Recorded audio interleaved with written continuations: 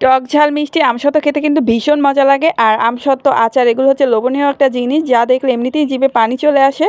আসসালামু আলাইকুম ভিউয়ার্স, কেমন আছেন সবাই? আশা করি সবাই ভালো আছেন, আমিও ভালো আছি আলহামদুলিল্লাহ। তো কাঁচা আমের দিন শেষ, পাকা আমের দিন শুরু। সব গাছের আমগুলোই কিন্তু পেকে আসছে, আর এখন পর্যন্ত কোনো আমসত্ত্ব বানানো হয় নাই আমাদের বাড়িতে। তো আজকে ভাবলাম যে আমসত্ত্ব বানাবো। তো যে বাতাস হয়, বৃষ্টি হয়, এতে করে যে আমগুলো পড়েছে ওইগুলো দিয়ে কিন্তু আজকে আমি আমসত্ত্ব বানাবো, টক ঝাল মিষ্টি আমসত্ত্ব।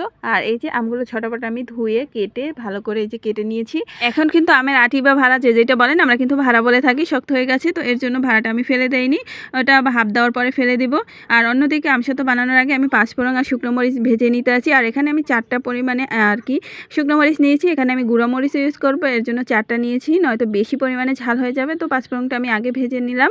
আর অন্যদিকে ওই কড়াইতেই কিন্তু আমি আমগুলো দিয়ে দিলাম, পরিমাণ মতো অল্প একটু পানি দিয়েছি যাতে আমগুলো সব সেদ্ধ হয়ে যায়। আর আমি কিন্তু পানিটা একদম শুকিয়ে ফেলবো, কারণ আমি টক ঝাল মিষ্টি যেহেতু আমসত্ত্ব বানাবো, এর জন্য পানিটা আমি আর কি সেকবো না। তো এই যে ঢাকনা দিয়ে ঢেকে দিলাম, একটু নাড়াচাড়া দিয়ে দিয়েছি। দেখেন আমগুলোর কালারটা কতটা সুন্দর, একদম গলে গেছে। তো এটাকে আমি ঠান্ডা করার জন্য নামিয়ে নিব।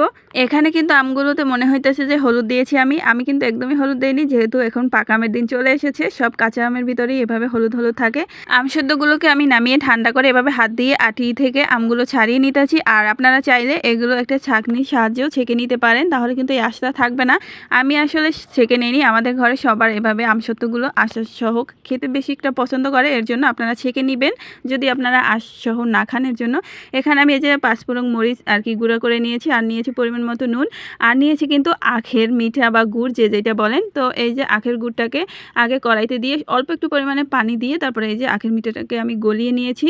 মিঠা গলানোর ভিতরে দিয়ে দিলাম কিন্তু আম সেদ্ধটা, আর এর ভিতরে এক এক করে সব কিছুই দিয়ে দিব। আর মিঠার কারণে কিন্তু কালারটা অনেক সুন্দর আসবে। তো যাই হোক, আম সেদ্ধটা দেওয়ার পরে পরিমাণ মতো নুন দিয়ে দিলাম অল্প একটু পরিমাণে মরিচের গুঁড়া, তারপরে দিয়ে দিলাম পাঁচফোড়ন শুকনো মরিচ ভাজা যে গুঁড়াটা করে রেখেছিলাম, ওইটা দিয়ে এই যে ভালো করে নাড়িয়ে চাড়িয়ে নিলাম। আর এখন যেই ঘন ঘন হয়ে গেছে, এখন আমি এটাকে নামিয়ে নেব। তো একটু সময় ঠান্ডা করার জন্য রেখে দিলাম। ঠান্ডা করে নেওয়ার পরে আমি একটা স্টিলের প্লেট নিয়েছি, প্লেটের উপর অল্প একটু পরিমাণে সরিষার তেল ভালো করে আঙুল দিয়ে এই যে মেখে নিলাম। আর এটার উপরে কিন্তু আমি এখন আমসত্ত্বটা ঢেলে দিব, তারপরে খুন্তির সাহায্যে এটাকে মেলে দিব। আর বেশি একটু পরিমাণে আমি দেব না, কারণ তাহলে বেশি মোটা হয়ে যাবে। আপনারা আপনাদের পরিমাণ মতো দিবেন, যে বেশি মোটা খেতে চাইলে মোটা দিতে পারেন, আর পাতলা খেলে অল্প দিতে পারেন। স্টিলের প্লেটে দেওয়ার পরে আরও অনেকটা ছিল, তারপরে আমি ছোট্ট একটা ডালা নিয়েছি, আর এই ডালাটার ভিতরেও আবার বাকি অর্ধেকটা দিয়ে দিলাম। আর ওই ডালার উপরেও কিন্তু অল্প একটু তেল দিয়ে ভালো করে মেখে তারপরে এই যে দিয়ে দিলাম। আর এটা এখন চাইলে আপনারা, অনেক আছে যারা রোদে শুকানোর ঝামেলার জন্য আমসত্ত্ব বানায় না, তো তাদেরকে বলবো আপনারা এটা ফ্যানের নিচে রেখে দিলেও এভাবে আর কি আমসত্ত্ব হয়ে যাবে পারফেক্ট মতো। যেহেতু আমি গ্রামে থাকি, এর জন্য আমি একটু রোদ্রের তাপ দিয়েছি, এর জন্য এভাবে হয়ে গেছে। আর এই যে প্লেটের বাকি অংশটা আমার মেয়ে খেয়ে নিয়েছে। আসলে আমাদের ঘরে সবার অনেক পছন্দ টক ঝাল মিষ্টি আমসত্ত্ব। তো আমি কিন্তু এগুলোকে কেটে নিতেছি, দেখেন। আর এর কালারটা এতটা সুন্দর হয়েছে।